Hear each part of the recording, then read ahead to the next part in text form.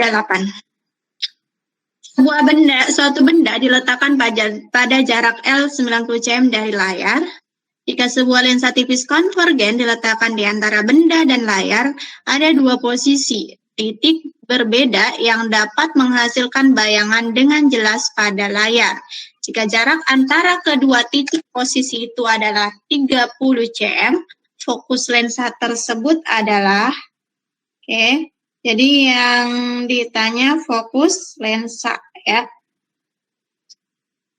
Nah, kita gambarkan dulu ya seperti ini. Jadi ini ada layar.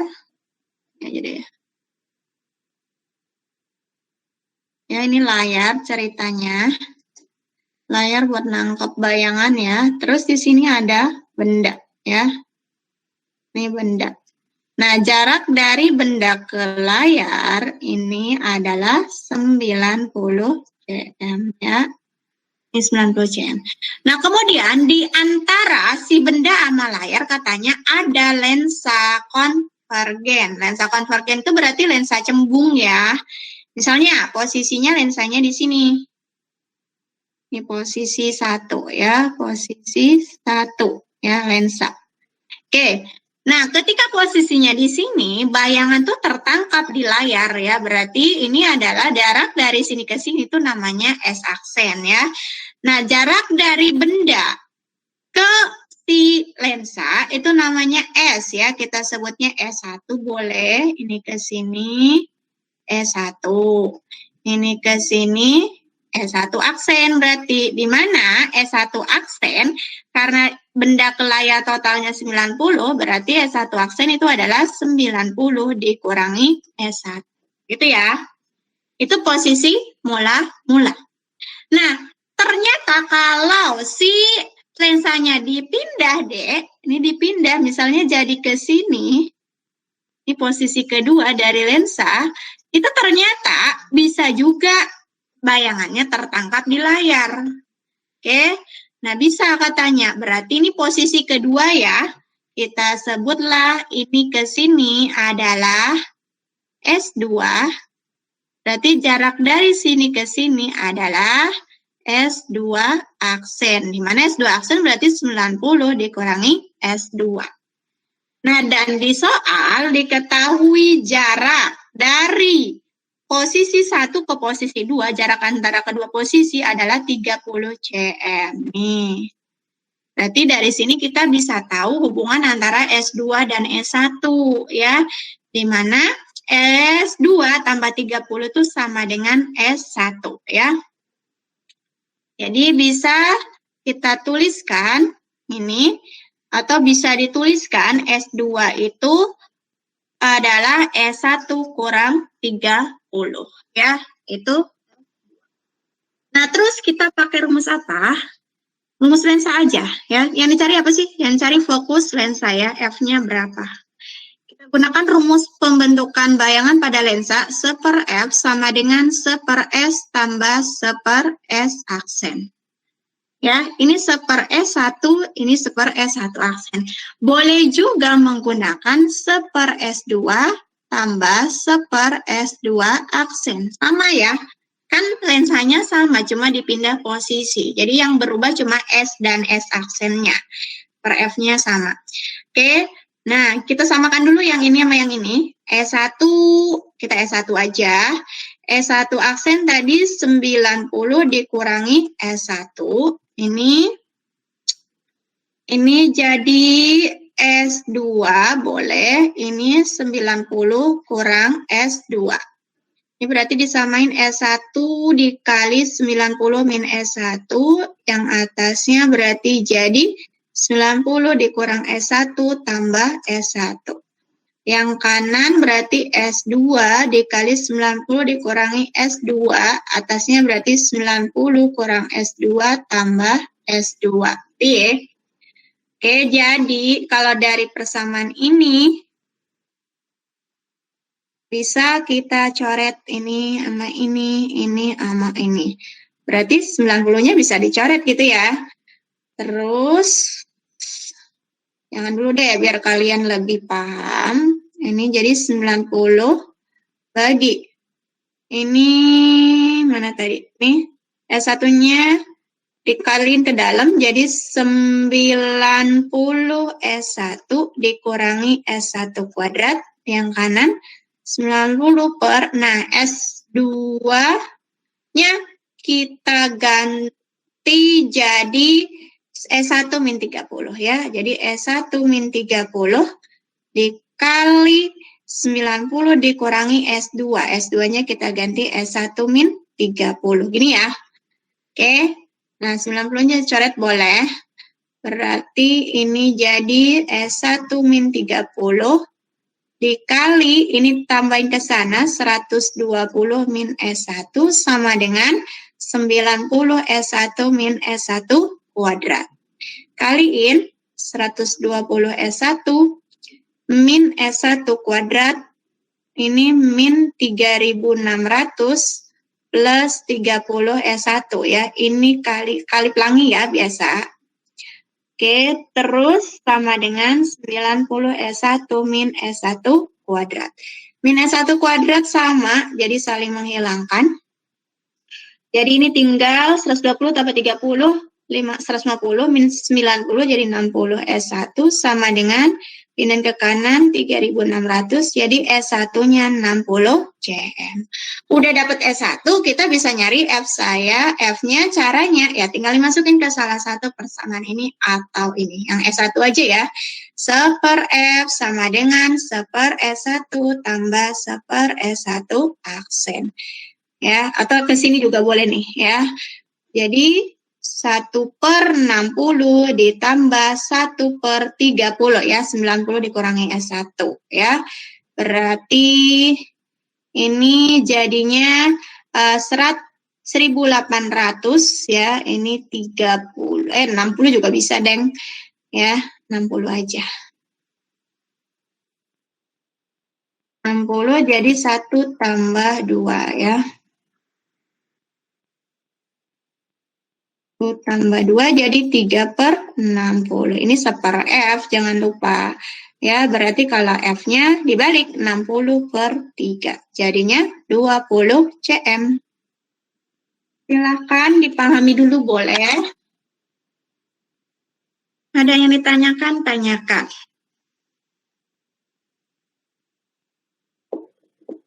Kalau udah paham bilang lanjut.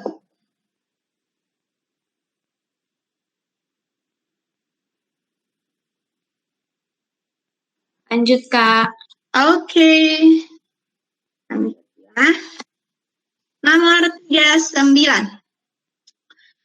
Sebuah sumber daya DC yang memiliki tahanan dalam 2 ohm. Tahanan dalam ini ya, hambatan dalam tuh hambatan baterainya 2 ohm.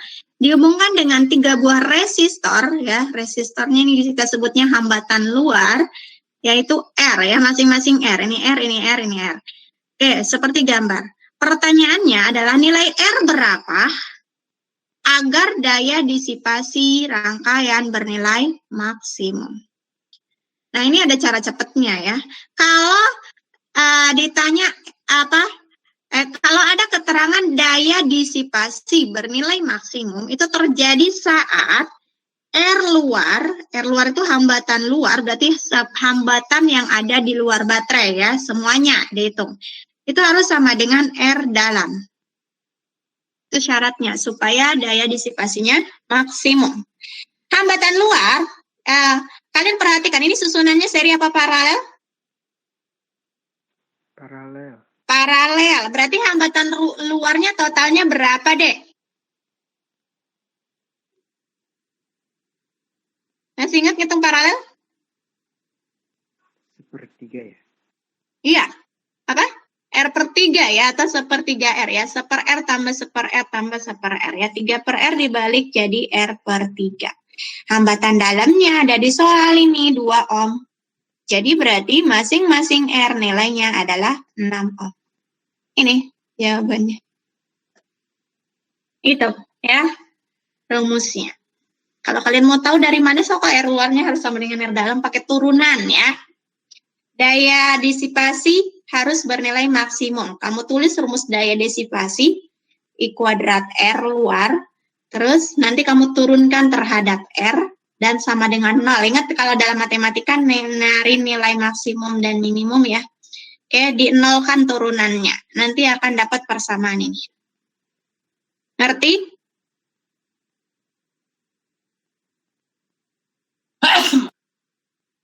Ada yang mau tanya, Dek? Atau mau diturunkan?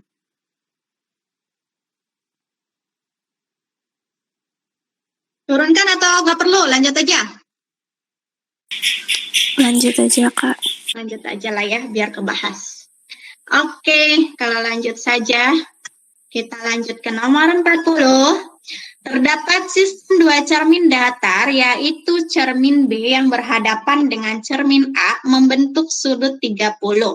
Jika seberkas sinar jatuh pada cermin B dengan sudut datang 30 derajat, lalu dipantulkan pada A, sinar akan dipantulkan oleh A dengan sudut 60. Betul apa salah ya? Bentar, ini cuma tentang hukum pemantulan ya, Dek. Katanya cermin B berhadapan dengan A membentuk sudut 30 derajat. Jadi kita gambar seperti ini aja. Ini misalnya cermin B. Ini cermin A. Ya.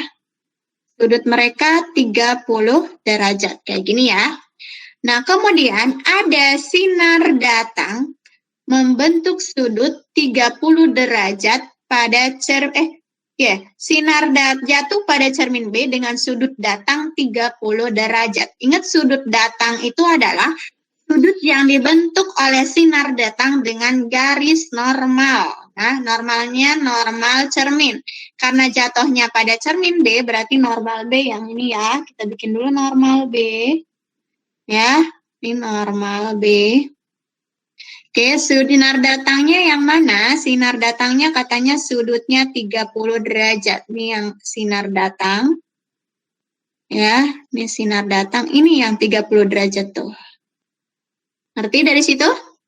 Hukum pemantulan berbunyi bahwa sudut datang sama dengan sudut pantul. Ya, sudut datang sama dengan sudut pantul. Sama dengan sudut pantul. Jadi kalau datangnya 30 derajat, maka dipantulkannya pun sama 30 derajat. Ya, ini 30 derajat juga. Terus, nah ini sinar pantul dari cermin B, dia datang ke cermin A. Nah, untuk tahu apa sih sudut datang pada cermin A, kita pakai trigonometri biasa. Ingat kalau normal tegak lurus dengan bidang. Kalau ini 30, say, berarti ini berapa? Ayo. 60. Betul, 60. Ini 60, ini 30. Kalian lihat segitiga ini. Nih, segitiga. Ini berarti berapa? Yang di atas ini? 90. Betul sekali, ini 90. Ya, berarti ini tegak lurus ya. Jadi sinar datang ke cermin A itu tegak lurus dengan cerminnya. Kalau tegak lurus dengan cermin, berarti dia sejajar dengan normal. Ini normalnya ini ya. Oke, ini juga normal cermin A. Oke, nah karena sinar datang ke cermin A, sinar datang ke cermin A itu dari pantulan B, yaitu sejajar dengan normal A, berarti otomatis sudut datangnya, ingat tadi pengertian sudut datang adalah sudut yang dibentuk oleh sinar datang dengan garis normal, sejajar. Berarti sudut datangnya 0 derajat. Sudut pantulnya berapa? Selalu berlaku hukum pemantulan ya, sudut datang sama dengan sudut pantul. Jadi sudut pantulnya juga udah pasti 0 derajat. Jadi ini salah ya. Oke, bukan 60 tapi harusnya 0 derajat ya. Paham semuanya?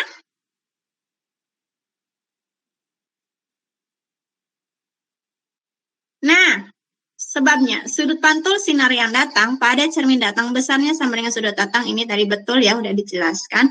Jadi ini berarti salah. Betul itu jawabannya adalah dodol. Silakan yang kurang paham boleh ditanya. Akila, masih hadir Akila?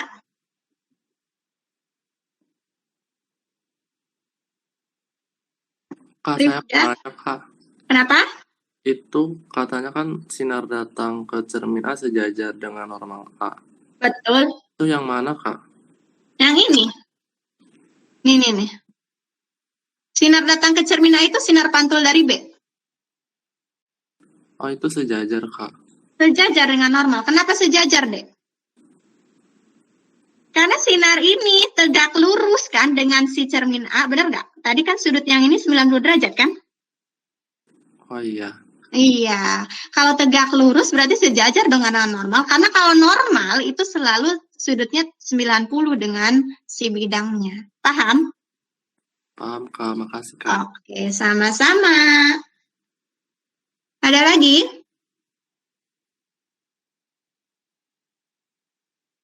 Lanjut.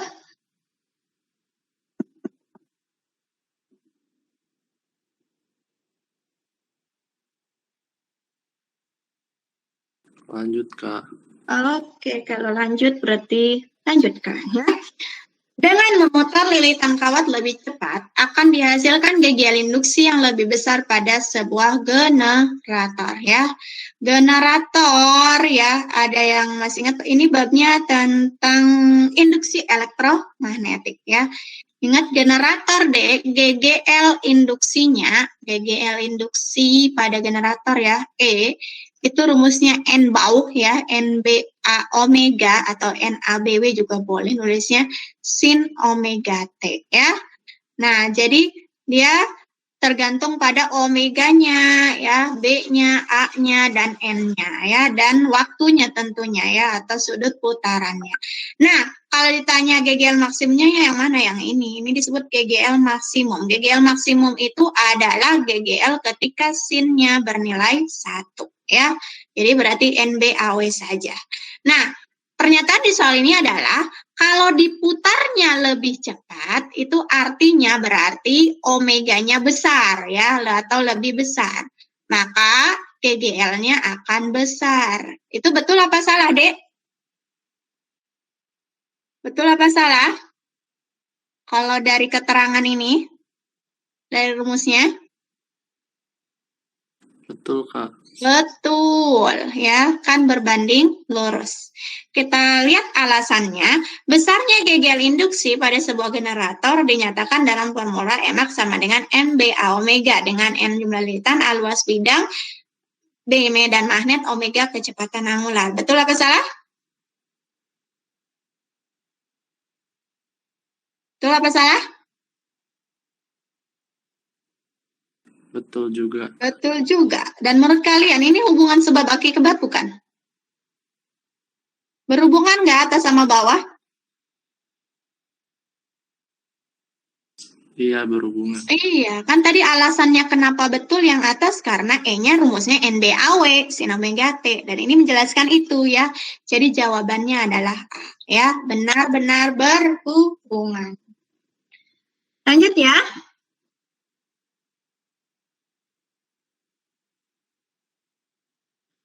Kita lanjut nomor 42.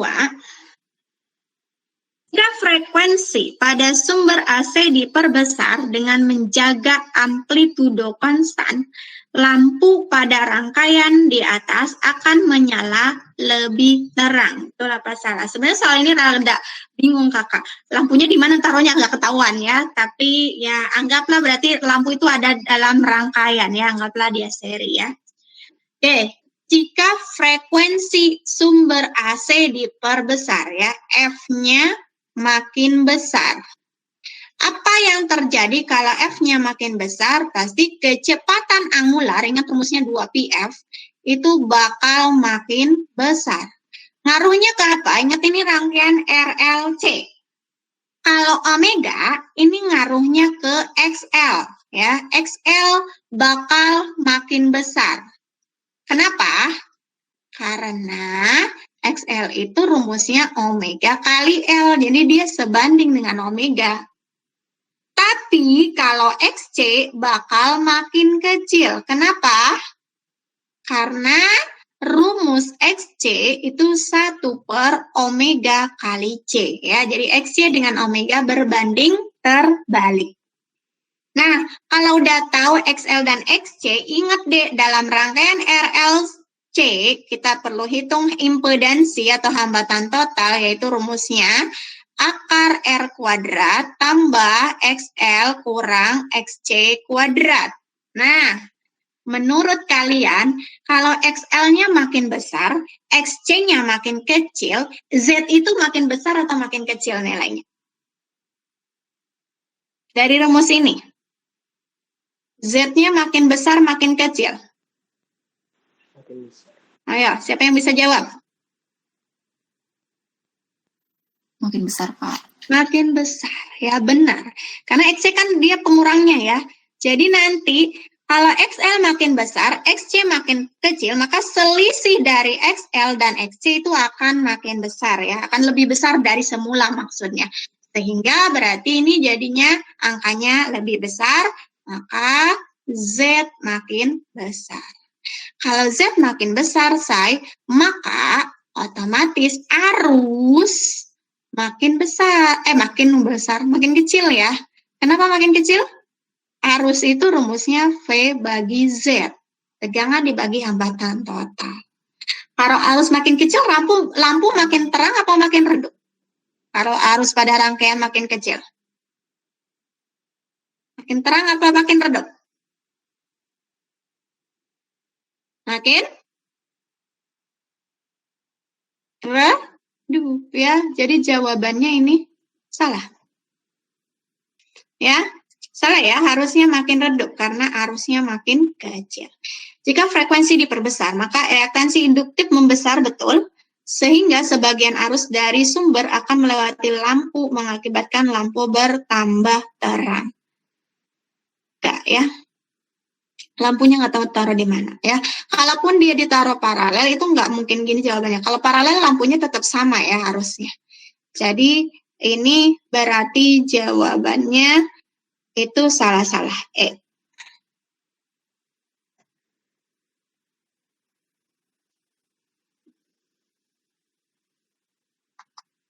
Ada yang mau ditanyakan di soal nomor 42? Tanyakan aja ya, masih banyak nih waktunya. Tinggal 3 nomor, tenang.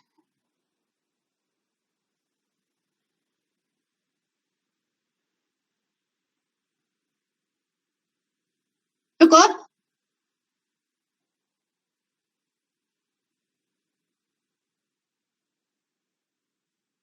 Lanjut, Kak. Lanjut. Oke, lanjut saja. Nomor 43. Gambar di samping merupakan struktur kisi suatu material. Pernyataan yang benar mengenai material ini adalah cacat pada kristal B disebut kekosongan. Cacat ya, ini cacat pada kristal. Emang materi ini nggak ada kalian pelajari kayaknya ya. Nggak ada di materi SMA, tapi ini materi kuliah ya. Kuliahnya zat padat namanya ya. Kalau kalian kuliah fisika atau nanti teknik, kayak teknik metalurgi itu belajar ini nanti ya. Nah, pada kristal ya, karena ini materinya nggak ada jadi kakak kasih ya. Cacat titik pada kristal itu adalah cacat di mana adanya atom yang hilang atau terdapat sisipan atom asing pada kisi. Kisi itu yang susunan atom ini ya, ini namanya kisi. Oke, cacatnya terdiri dari apa aja? Ada yang disebut vakansi. Vakansi itu kekosongan. Ini bisa terjadi karena atomnya meninggalkan kisi. Jadi ketika dia bergetar itu bisa ada yang lepas dari kisi ya. Oke, sehingga kalau ditinggalkan dia akan kosong tempatnya. Misalkan nih, ini keluar gitu. Nah, jadi kosong di sini. Nah, itu namanya vakansi. Jadi berarti enggak di A dan di B enggak ada kekosongan ya. Jadi bukan kekosongan ya. Jadi nomor 1 salah. Oke, B bukan kekosongan. Oke, yang kedua. Cacat kristal yang kedua adalah intersisi atau substitusi. Ada 2 ya ini. Intersisi yang kayak gimana? Intersisi itu adalah ada atom lain yang menyusup dan adanya pergantian. Jadi kalau ada atom yang menyusup, itu disebutnya intersisi. Kalau ada pergantian dari atom lain disebutnya substitusi, ya. Ingat substitusi ganti, ya. Intersisi masuk, nyelip ya, itu intersisi. Nah, yang gambar A, itu menurut kalian, itu gambar intersisi atau substitusi?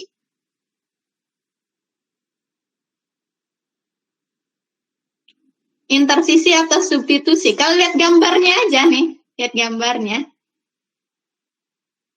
Substitusi. Substitusi, kenapa? Karena ini ada atom yang diganti, ya. Ini diganti atomnya, yang ini kan putih-putih tuh, tiba-tiba ada masuk hitam ya. Jadi ini substitusi masuknya, substitusi. Jadi yang ini salah. Nah kalau yang B, nah ini ada atom nyelip, ya, nyusup ke sini ya. Ini mau udah harusnya kan ini nggak ada nih. Nah baru itu teratur kristalnya. Kalau ini ada yang nyelip, nah ini baru yang disebut dengan intersisi. Intersisi atau bahasa Inggrisnya intersisial ya, sama aja lah ya. Oke, jadi ini berarti 2 salah, 1 salah. Ya udah jawabannya berarti 4 saja ya. Jarak antar kisinya memang harusnya, kalau dari gambar emang jaraknya sama ya. Ini sama ya, A dan B sama kayaknya. Ini kisi namanya. Ini kesini juga sama kayaknya. Oke, jadi ini. Oke, ini salah berarti. Jawabannya berarti dodol 4 saja. Nah, cacat titik pada kristal sebenarnya ada yang lain lagi, yaitu ada cacat Frankel dan Schottky ya. Kalau Frankel yang kayak apa? Itu kalau terbentuk atom atau ketika atom atau ion yang lebih kecil meninggalkan tempatnya di kisi atom, menciptakan kekosongan dan menjadi intersisi dengan menempati lokasi terdekat. Itu Frankel. Jadi kalau contohnya gini, misalkan ini susunan atom NaCl, Na yang orange, Cl-nya yang biru. Nah, di sini nih harusnya kan tadi Na nih. Nah, dia lepas ya. Nah, meninggalkan kekosongan di sini, nih kosong. Nah, dan dia berintersisi di sini. Ya, jadi dia meninggalkan kekosongan dan menyebabkan intersisi. Itu disebutnya cacat Frankel. Jadi dia nggak keluar dari si benda ini. Makanya biasanya kalau cacat Frankel itu volume si ininya nggak berubah ya, volume atomnya nggak berubah. Oke. Nah, bendanya ya maksudnya volume bendanya nggak berubah. Karena dia cuma pindah sebenarnya. Nah, yang kedua cacat Schottky. Kalau Schottky itu adalah kekosongan pasangan kation dan anion ya. Contoh gini, ini NaCl juga lah contohnya yang gampang ya. Nah, Na positif, Cl negatif itu kation dan anion kan ya. Nah, di sini kan harusnya ini apa? Ini harusnya apa? Na apa Cl di sini? Ini harusnya Na. Di sini harusnya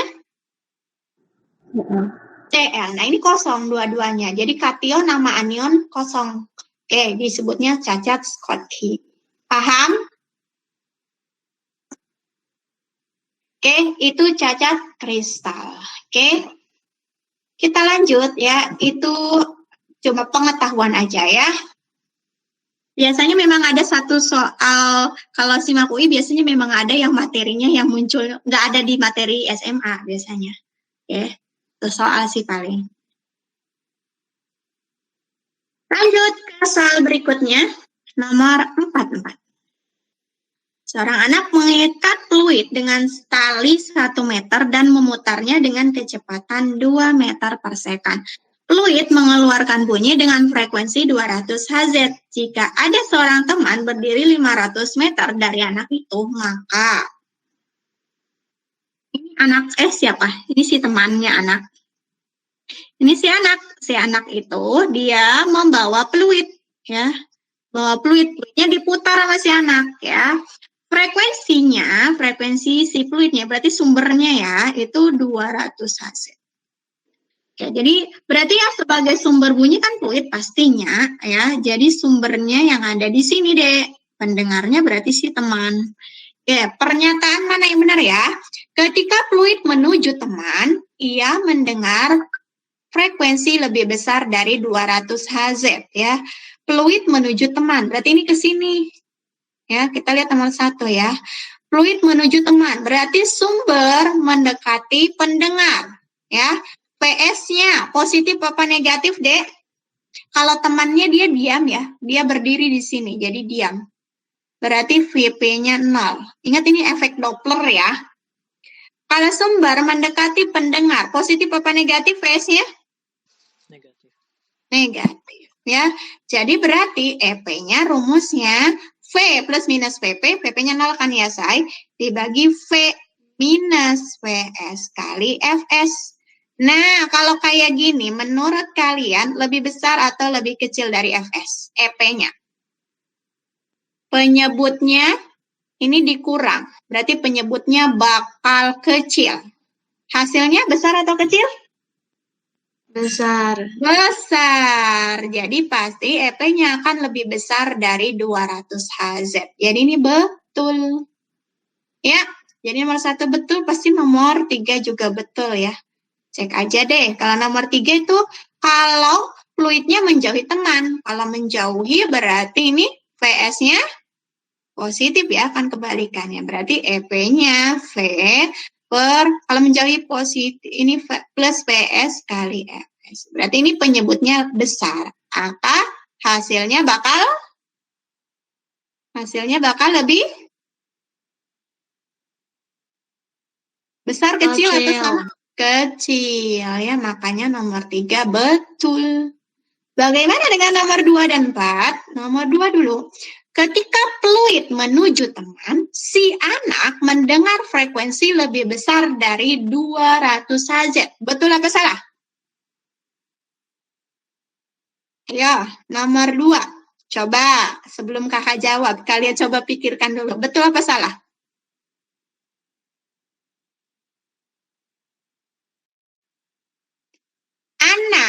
Fluid menuju teman, berarti kayak gini ya. Si anak itu yang membawa fluid, Dek. Mendengar frekuensi fluid lebih besar dari 200 Hz. Betul apa salah? Ada yang bisa?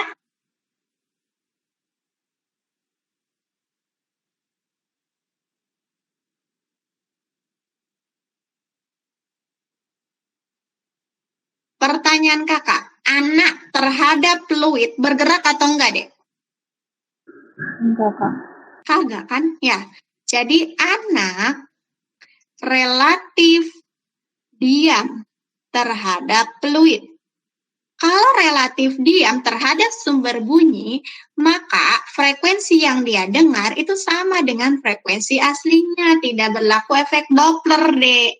Ya, jadi dia geraknya menuju ono atau menjauhi ono tetap sama aja, nggak ngaruh karena si anak dan fluid itu relatif diam ya. Anak kan bawa-bawa fluid. Jadi berarti pernyataan 2 dan 4 itu salah. Paham? Jadi jawabannya adalah 1 dan 3 ya, B. Mengerti?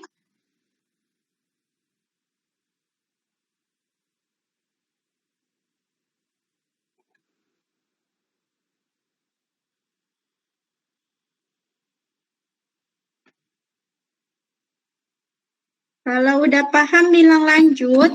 Paham, Kak. Paham? Oke. Satu lagi ya. Nomor 45. Terakhir nih, ini tentang termodinamika. Homologasi ideal monoatomik mengalami proses seperti gambar. Pernyataan yang benar untuk proses tersebut adalah 2/3 ya. 2/3. Lihat gambarnya semuanya, 2/3. Itu prosesnya namanya apa? Isu apa tuh namanya, Dek? Yang sama apanya kalau 2/3? Volumenya, Kak. Volumenya. Nama lainnya itu Korik. isokorik ya, atau volumenya sama. Kalau isokorik, Dek, itu udah pasti kerjanya atau usahanya bernilai 0. Jadi yang 4 nih, proses 2/3 gas tidak melakukan kerja, ini benar. Ya, kita cek 1 sekarang. W-nya sama dengan 0 ya.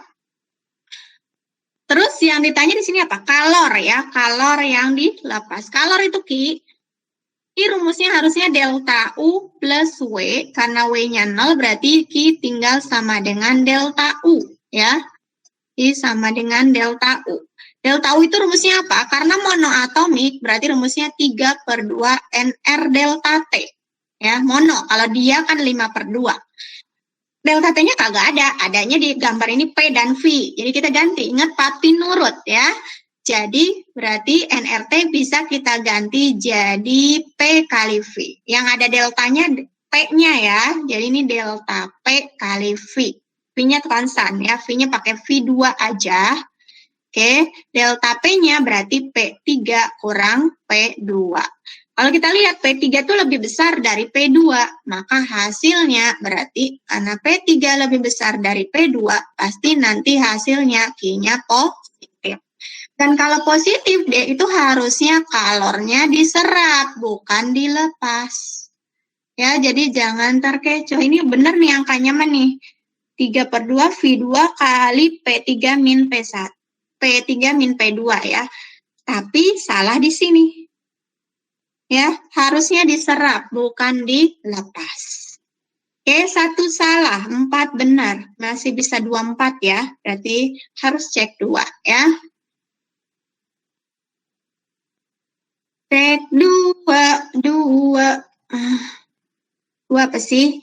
Kalor yang dilepas pada proses 2 ke 3, kerja yang dilakukan pada gas selama proses 1 ke 2 ke 3 ya, W-nya yang ditanya. 1 ke 2 ke 3. 2 dan 3 udah jelas tidak ada usaha ya, tidak ada kerja. Jadi kita cari aja W12 ya. W12 berarti yang di bawah kurva 12 itu bentuknya dia trapesium deh. Kalau ada grafik nyari kerja bisa langsung pakai luas ya. Luas trapesium. Luas trapesium sama dengan apa, Dek? Sisi sejajar. Yang ini apa? Ini berapa nih? Ini tambah ini kali tinggi bagi 2 kan rumusnya itu ya. Ini adalah P2 tambah sisi yang ini adalah P3. Salah. Ini P3 kali tingginya V2 ke V1 berarti V1 kurang V2 ya, dibagi 2. Cocok tak? Ini cocok, tapi ini salah ya. Jadi harusnya ini ditambah ya, bukan dikurang. Jadi salah. Oke, jadi jawabannya 4 saja, fix ya, Dodol. Silahkan diamati dulu. Kak, aku mau nanya deh. Boleh. Tadi itu W-nya itu pakai luas trapesium gara-gara kenapa deh? Oke. 1, 2, 3 kan ya prosesnya. 1 ke 2. Ini kan 1 ke 2. Di bawah kurva 1, 2 itu dia bentuknya sampai ke bawah ya kalau ngitung usaha. Bentuknya apa deh? Trapesium. Trapesium. Benar, 1 ke 2 ya. Nah, 2 ke 3 tadi ada usahanya atau enggak? Enggak ada, Kak. Berarti nyari usaha 1, 2, 3 itu sama aja dengan nyari usaha proses 1 ke 2 saja. Paham? Oh, paham, Kak. Oke, sama-sama. Kalau ditanya, iya, udah, benar udah. 1, 2, 3 udah. Cuma 1, 2, dan 3 kan prosesnya. Dia tidak balik ya, kecuali kalau dia siklus. Kalau siklus misalnya 1, 2, 3 balik lagi ke 1 gini. Nyari usahanya yang mana? Ya, misalkan ini siklus ya, 1, 2, 3, 1 misalnya prosesnya. Usahanya berapa? Rumusnya sama nggak? Trapesium atau segitiga? Segitiga bukan, Kak? Segitiga kalau begitu ya, karena dia dikurung, yang dikurung ini. Dia balik ke awal ya. Kalau balik ke awal tuh namanya siklus, jadi nyari usaha gasnya itu sama dengan luas yang dibatasi atau yang dikurung oleh siklusnya. Paham bedanya? Paham, Kak. Oke. Kalau ini tidak ya, jadi kita ambilnya yang bawahnya saja.